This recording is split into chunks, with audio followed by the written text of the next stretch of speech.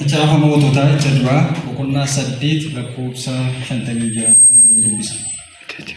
Waaqayyo inni akkuma dubbatetti saba isaa Israa'elii fi Waaqayyo inni akkuma dubbatetti saba isaa Israa'eliif boqonnaa kennee ajajamu. Abdii gaarii inni karaa garbicha isaa Musee kennee hundumaa keessaa tokkollee utuu hin raawwatamiin hin hafne. Ameen. Macaafa kennaa boqonnaa 3 lakkoofsa 11 nan dubbisa.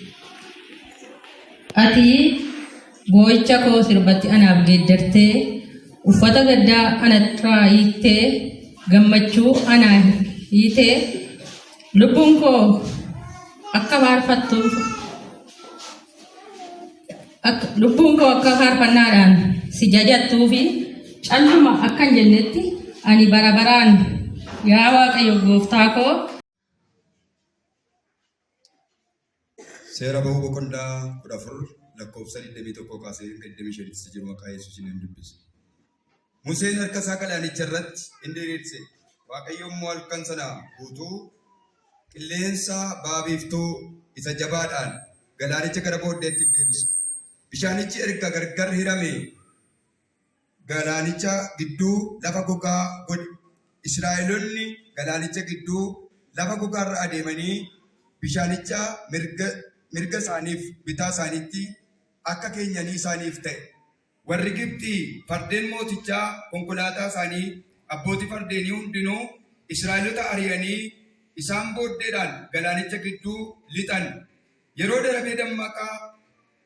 darabee dammaqa bariitti Waaqayyo utubaa ibiddaa duumessa keessaan macca warra Gibxii sana gad ilaalee gara itti goran isaan wallaalchise. Akka isaan danqamanii adeemaniif geengoo konkolaataa isaanii rakkinaan akka naanna'u hin godhe.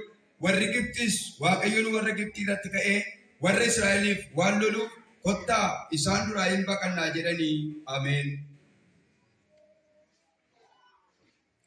Macaafa faarfannaa 26 lakkoofsa 5 nan dubbisa. Warri imimmaan dhangalaasaa sanyii facaasan sagalee gammachuu dhageessisaa hin hammatu. Inni sanyii facaafamu baatee bo'aa deemu bissii isaa baadhatee sagalee gammachuu dhageessisaa deebi'ee hin galaa. Ameen. Macaafa faarfannaa boqonnaa 30 lakkoofsa 1 irraa kan jiru dubbisa. Yaa Waaqayyoo ati na oolchiteetta. Diinonni koos anatti akka hin gammanne gooteetta. Ani immoo ulfina kee ol kaasee sin galateeffadha. Ameen. Seera bahuu boqonnaa 15 lakkoofsa 2 akkas jedha. Waaqayyo humna koo isaanii faarfadhuudha. Inni fayyisaa koo anaaf ta'eera. Inni Waaqayyo kooti. Ani isa nan jajadha. Waaqayyo isa kan abbaa kootiiti. Ani isa ol nan qabaa. Ameen. Macaafa faarfannaa 89 lakkoofsa 5 kaasee nan dubbisa. Battiiwwan Waaqaa hojii isaa dinqisiisaa walga'ii qulqullootaas amanamummaa kee jajatu yaa Waaqayyo. Waaqayyoon kan qixxaatu duumessa kana irraa eenyutu jira?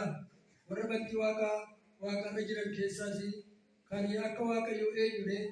Waaqayyo walga'ii qulqullootaa keessatti guddaa sodaatamaadha.